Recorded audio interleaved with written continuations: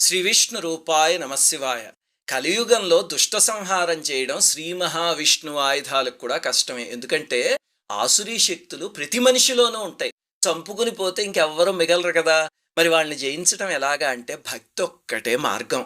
ఆ భక్తిని ప్రచారం చేయడం కోసం శ్రీ మహావిష్ణువు ఆయుధాలన్నీ మహాభక్తుల కింద జన్మించే వాళ్ళనే 12 మంది ఆళ్వార్లు అని పిలుస్తారు.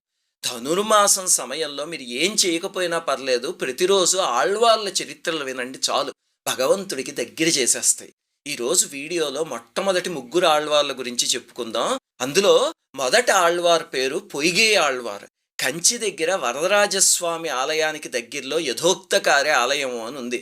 అక్కడ పొయ్గే పుష్కరిణి అనే కొలనులో మహావిష్ణువు యొక్క శంఖం పాంచజన్యం అంశతో అయోనిజుడిగా జన్మించారు ఆయన. ఇంకా రెండవ ఆళ్వారు పేరు పూదత్తాళ్వారు.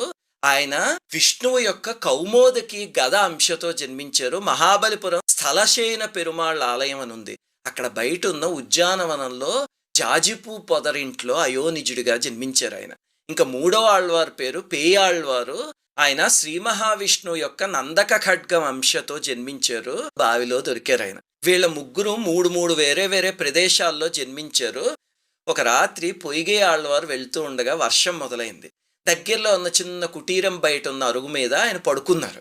ఇంతలో పూదత్తాళ్వారు గారు వచ్చి వర్షంలో తడవకుండా కాస్త ఆశ్రయం ఇవ్వగలరా అని అడిగారు. అడిగితే తప్పకుండా రండి, ఇక్కడ ఒకళ్ళు పడుకునే స్థలం ఉంది, కానీ కూర్చుంటే కనుక ఇద్దరం కూర్చోవచ్చు రండి అంటే ఇద్దరు కూర్చుని భగవన్నామస్మరణ చేసుకుంటున్నారు.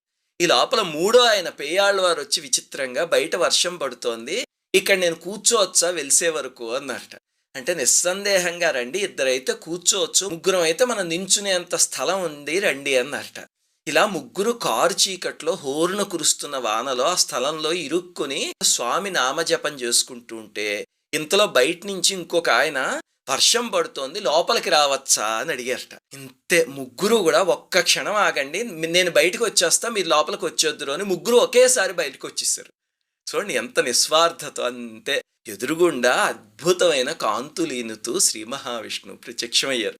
వాళ్ళు ఉన్నది చిన్న గది కాదు, ఒక బ్రహ్మాండమైన ఆలయము అని అర్థమైంది. అంతే, ముగ్గురు కలిసి స్వామిని 300 పాశురాలతో స్తుతించారు. ఆ తర్వాత స్వామిలో ఐక్యమైపోయారు.